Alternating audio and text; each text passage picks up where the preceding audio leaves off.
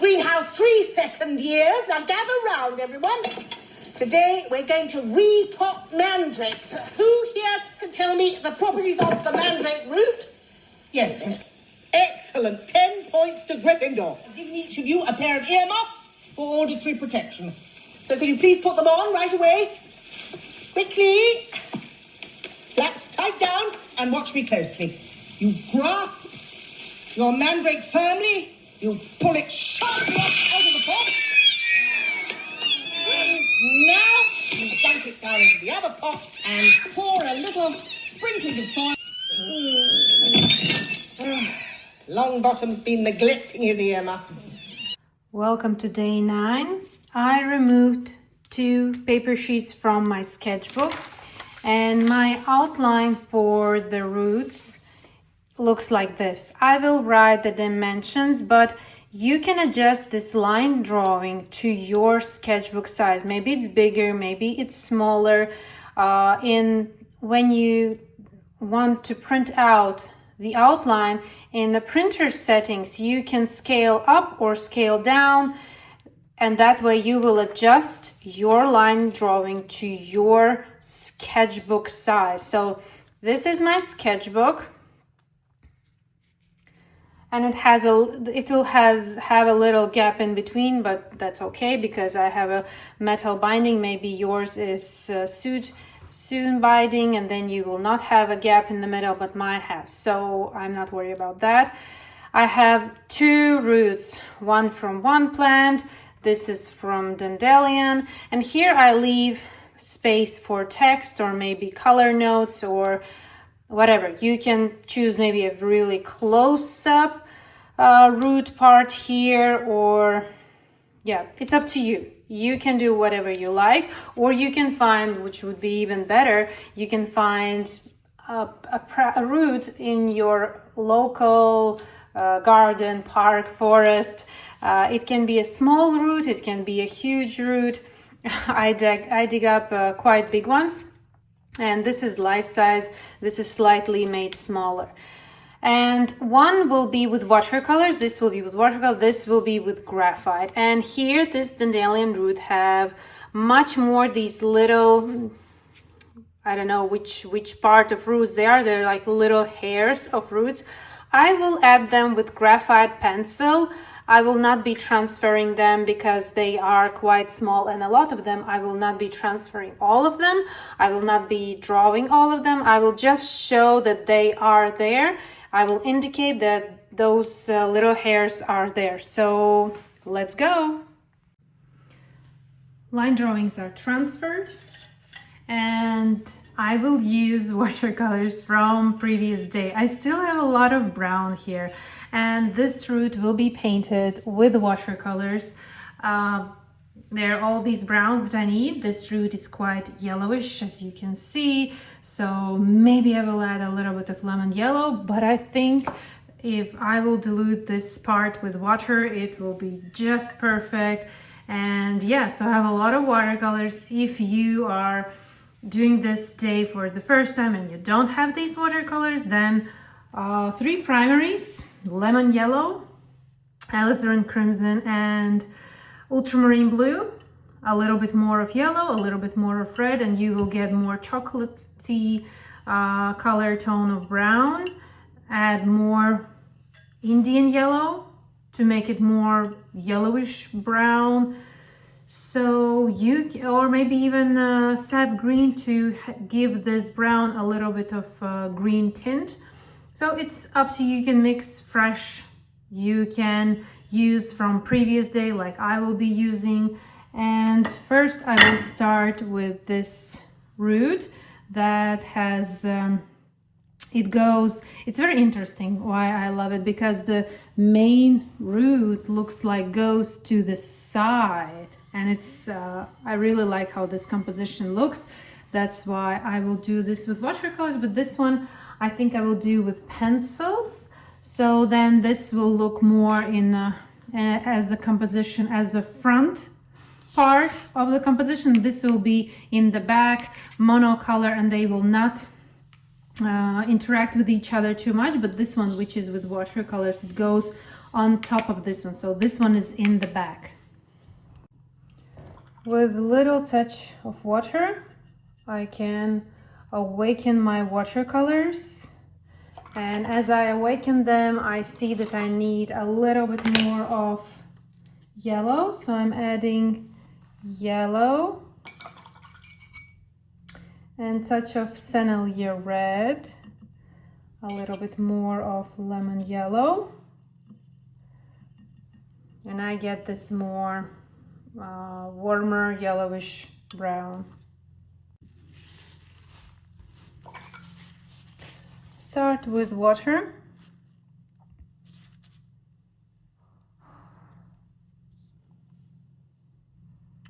My main root goes all the way here.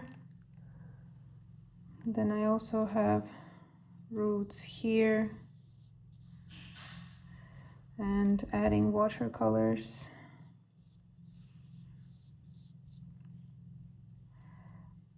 I add watercolors from upper and lower side.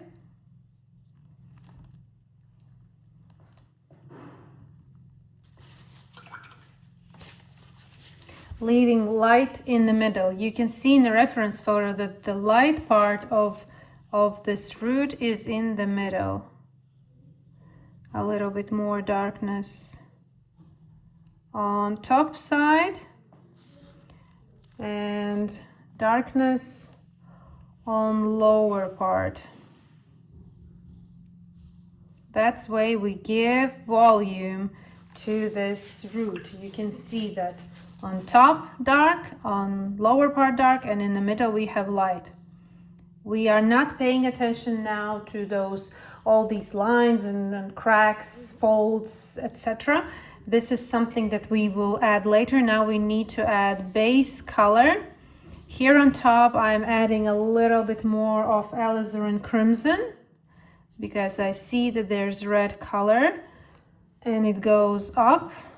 So I'm adding very lightly this red. And I will also add sap green on top. Not too detailed here, just to give this little view that there is this other color. Very, very lightly. My main here task is not to do the detailed upper part. I'm more interested in root part. And then we have with a touch of Pearl and Violet, there's this darker part on the root here. So I will add this darkness here while it's still moist. So Pearl and Violet I mixed with the brown I have, and carefully just little touches here and there.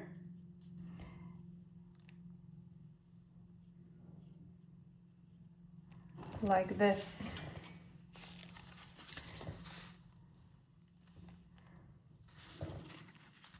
A little bit of red here as well. This red goes a little bit lower. So now my task is to give this root color, volume, light and shadows like we did with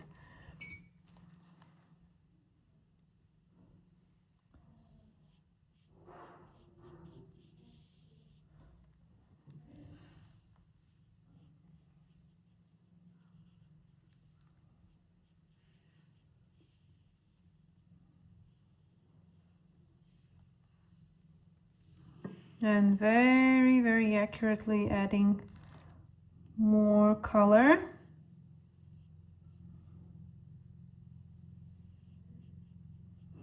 Detailing and all these nice textures will be added later.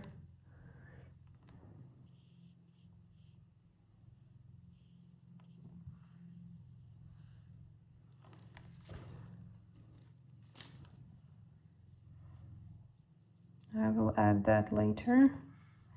Now I want to give a nice base color on which I will add details later.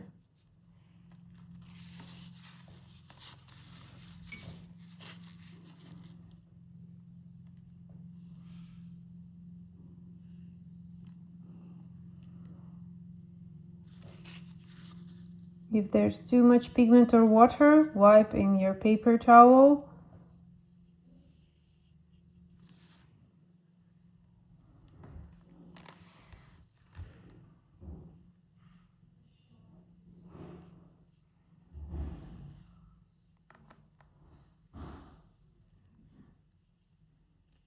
These little hairy looking roots we can add later with finer to brush. And I have a long root continuous part that goes here.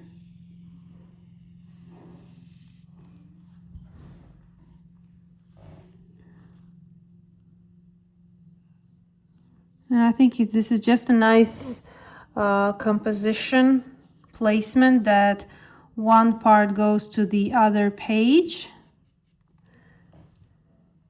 There's something darker in the middle. We can straight away add a little bit more darker color somewhere.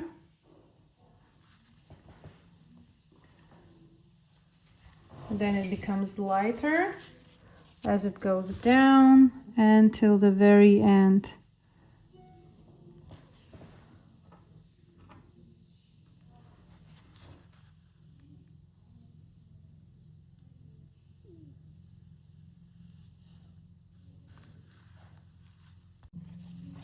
And now I'm taking finer to brush. If needed, you can just go and add a little bit more yellow. If you feel that your root isn't yellow enough, you can add more of yellow wash. I feel that somewhere I need that a little bit more of yellow, so we can always add that. This one here also requires more yellow color. And now I'm taking my darker mix with finer to brush. And I will add those cracks. They're wiggly. Something visible in the back.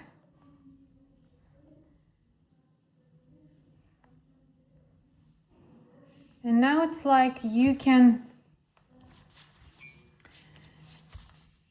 catch that feeling, how all these details and those cracked roots look like, and you can go, and it's very meditative. If you feel it, you get this hands-on, then it's a really nice way of.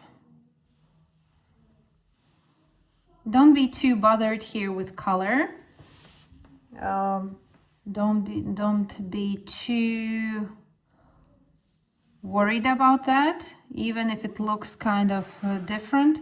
More get this feeling of adding these textured lines and cracks, and how to get this tonal value correct so that the root looks more three-dimensional.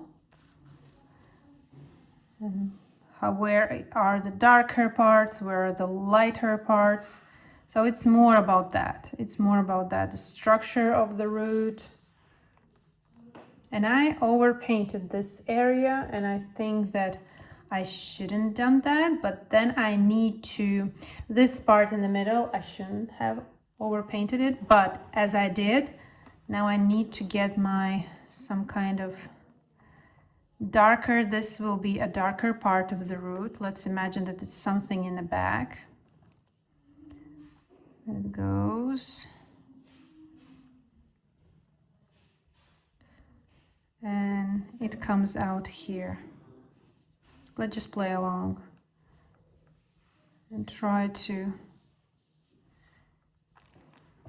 correct our little mistake. Happy little accidents. Bob Ross, we love you all.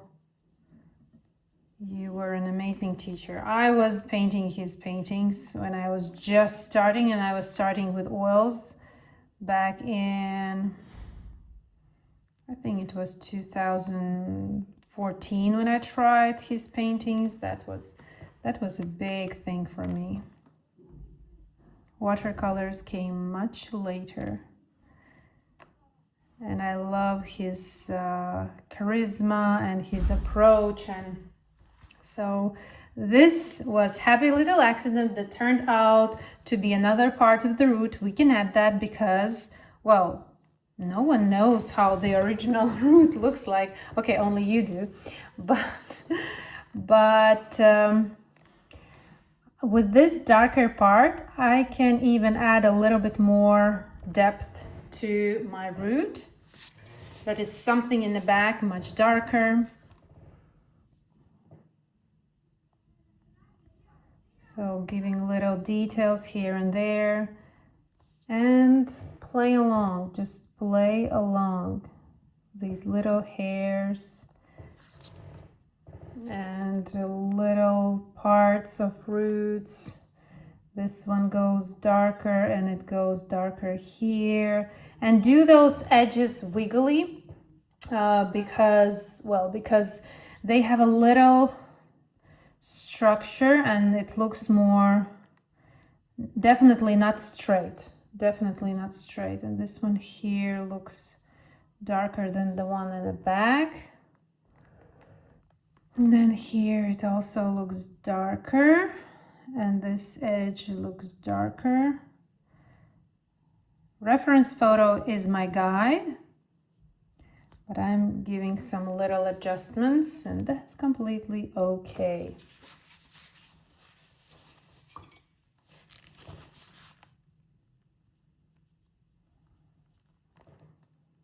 Smoothing.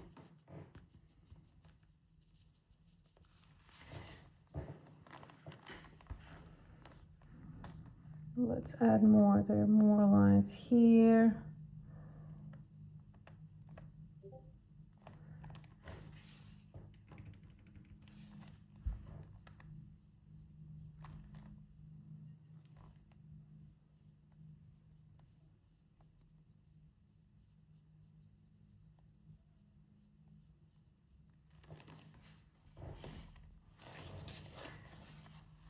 So painting and adding details.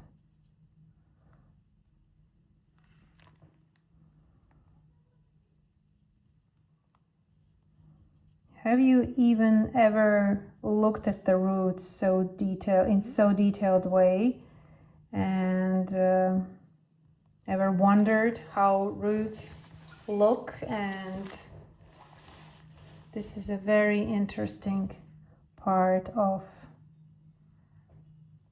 plant.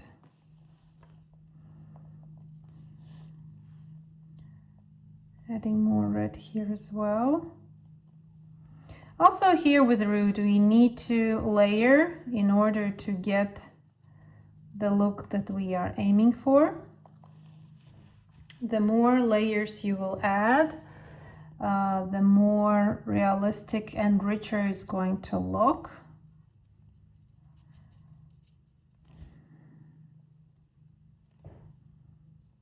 There's something darker in the back as well.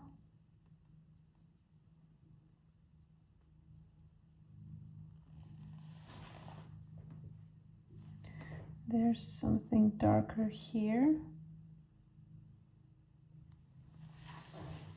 So adding more details, more finer lines, cracks. I'm adding a little bit more red and a little bit more Indian yellow to my mix. I want to add this color as well.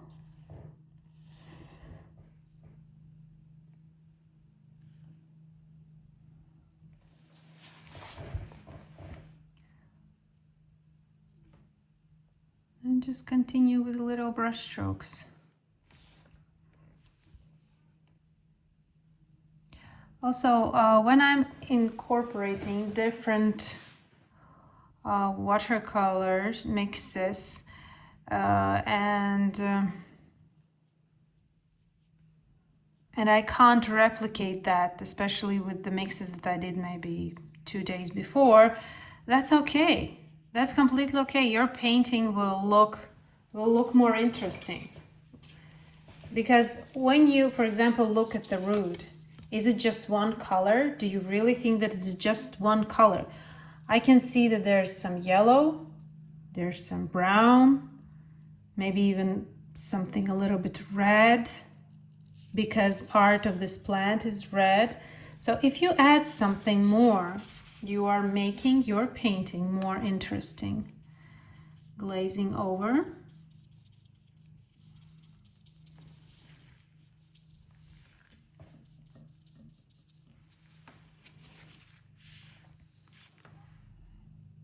Adding more details from here.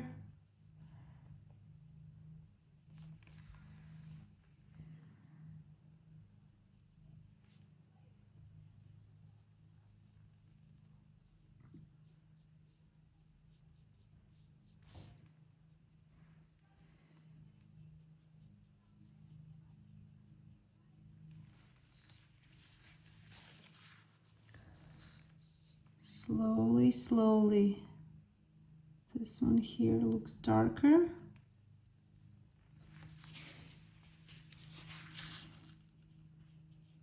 And this is sketchbook. This is your place to experiment.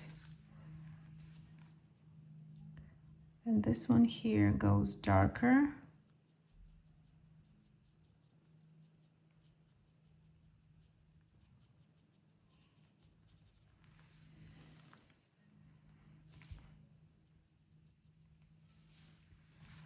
Way darker, way darker.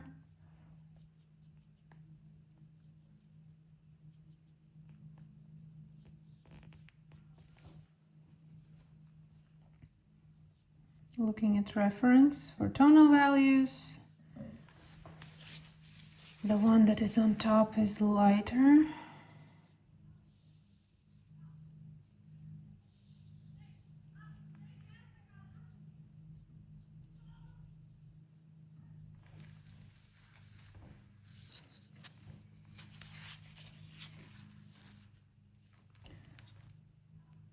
This one needs more yellow.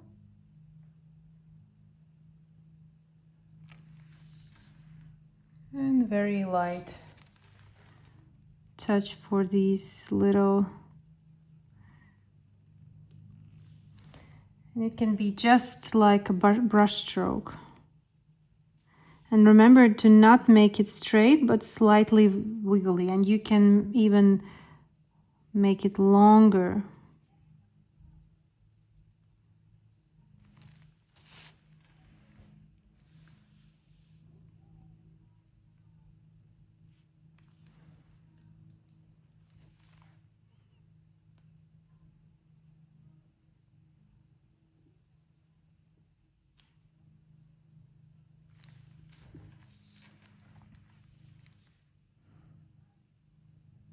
Adding a really thin line in from one side to give volume even to these little hair-like roots.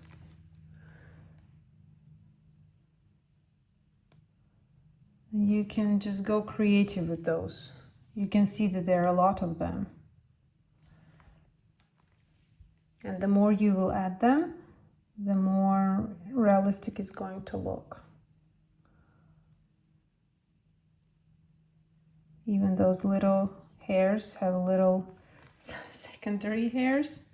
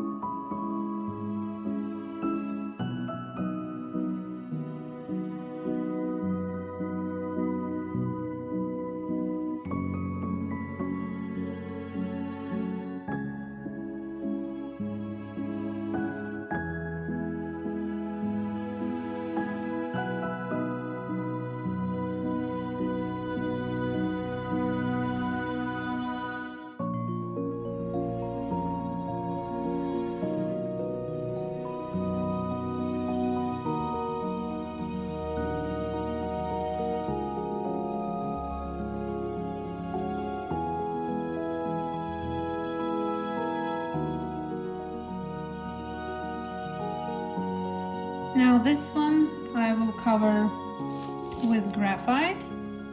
First with 3H. I will apply even very thin. Remember not to push too hard your tools, so I very lightly, and the stronger the graphite, like H, 2H, 3H, 4H, the lighter it will be. It doesn't mean that you need to push harder in order to get dark graphite.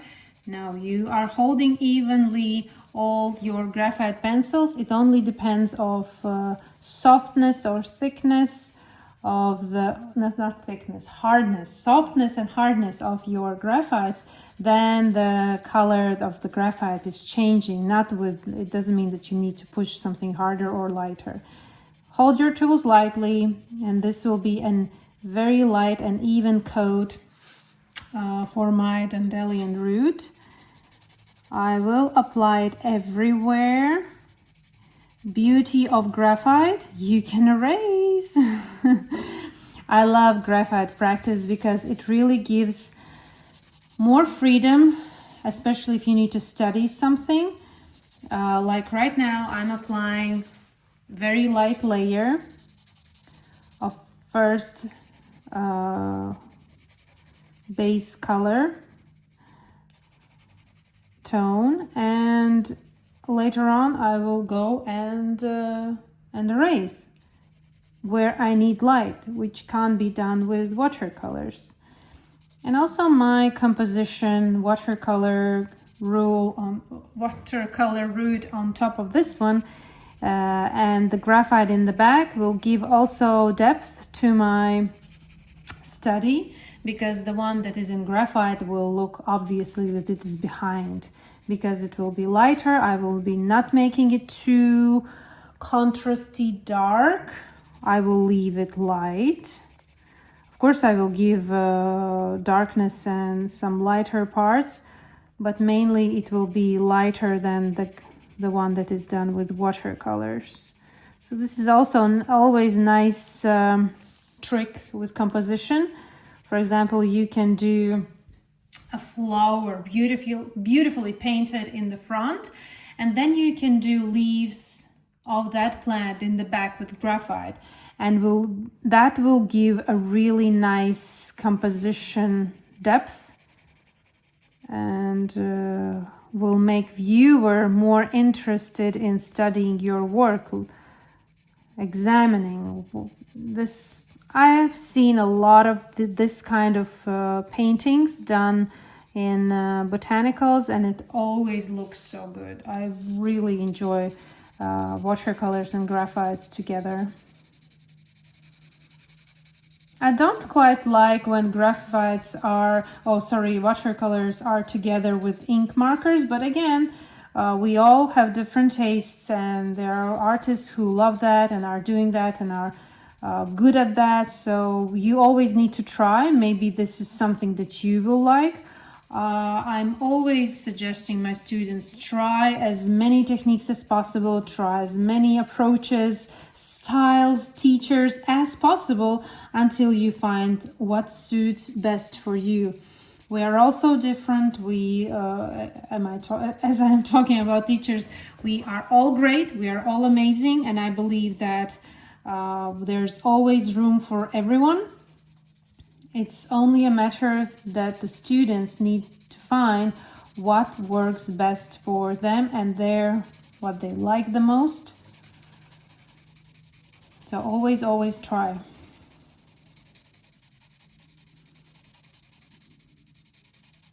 I was telling, I tell the story quite a lot. I have one student on my Patreon who was painting. She was painting a lot of watercolors, and something always wasn't right, and she had a lot of questions. And then we were talking about also trying different techniques, and I suggested her to try stippling. I showed her. She never saw that technique. She never knew about that. She tried, and after just one try, she fell in love, and she's stippling all the time now, because this is something that really spoke to her, that made the click, and I'm so happy for her, and she's still my student.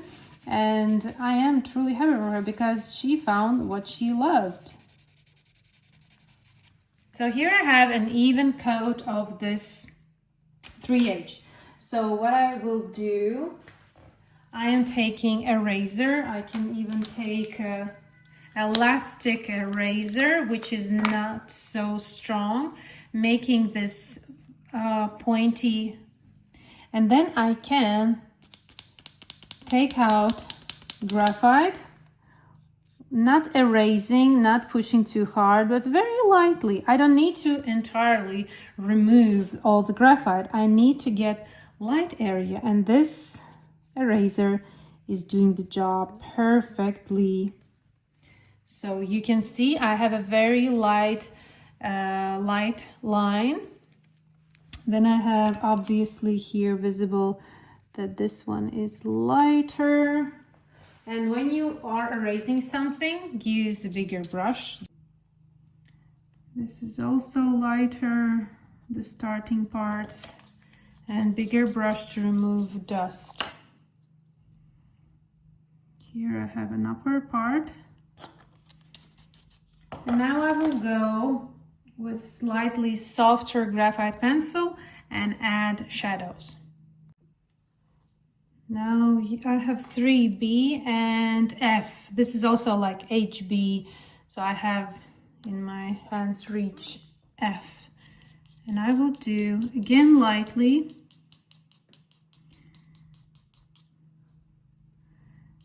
very light toning for the shadow. Now as I add my darker color, I am going in slightly curved lines to give roundness to this root. I'm not shading this. I did first vary this light shaded in different directions, but now I do circular and I follow the form of the root.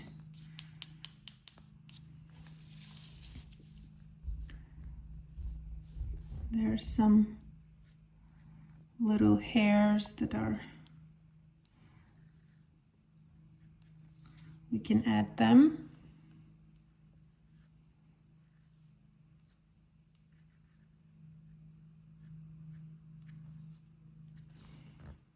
And we can add definitely more of them. And there are this some kind of little cracks and things happening.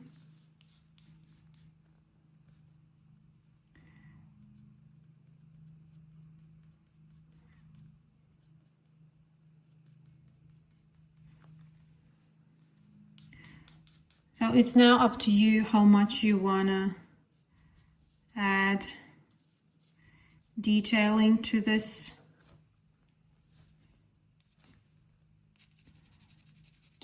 root or any other root that you will be doing. And compared, these secondary roots are lighter than the main roots, so I will definitely need to tone that.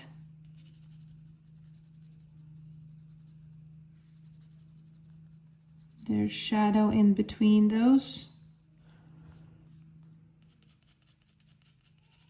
So it's only up to you how much time you have for this practice, but it's really, really meditative. I enjoy it so much because, yeah, with the graphites, you just need to think about the reference photo and your movements, because you don't need to worry about water. You don't need to worry about do you have the right color mix. You have everything: paper, reference photo, and pencil. That's it. And you go and you just study, and this is amazing practice. It doesn't matter which medium you're working: colored pencils, watercolors, gouache, oils, acrylics, crayons. It doesn't matter, because the graphite is the base for all of them. And graphite isn't boring until you find what you love. I mean, in terms of subject, composition, you will see that graphites are so much fun. Maybe than you remember from your school days, or I don't know why everyone hates graphite, but I make my students fall in love with graphite.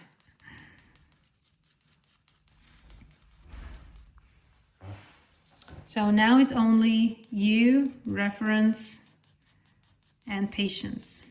If you feel the urge that you need to rush, take a break and come back relaxed. Enjoy.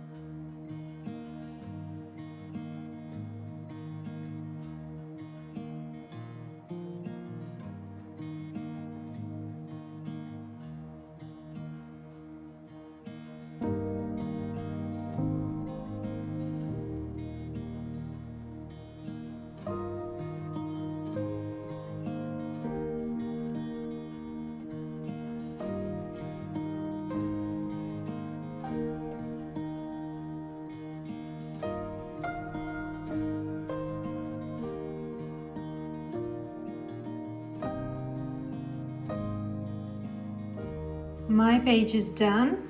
I added some interesting facts about roots for plants and trees, and maybe later when I will have more time I will do a little bit more graphite to my dandelion root. But overall I really enjoyed this day and I like the result of watercolor and graphite on one page and how they look. So here is the full opening of my sketchbook. And another thing I would like to show you, when you have a graphite, first that I was recommending in day one is to have a fixative applied when you are finished, when you are sure that you are finished, because when this is applied you can't erase anything. And the second thing, if you don't have a fixative, you can use transparent paper or baking paper or just plain printing paper and apply on top of it. And here you can place tape so it stays fixated. Why it is necessary? Because if you don't do anything, no fixative, no paper, to protect the graphite, you will close the sketchbook, then this graphite will smudge on this paper. First of all, this paper will be dirty, and second, your graphite work will start to look also smudgy. So my recommendation, fixative number one. And second thing is I like transparent paper, because then even when somebody is looking or you are looking at in your sketchbook, you can see what is underneath, and then it is nicely to open and close. This is also a nice part of the sketchbook. Thank you.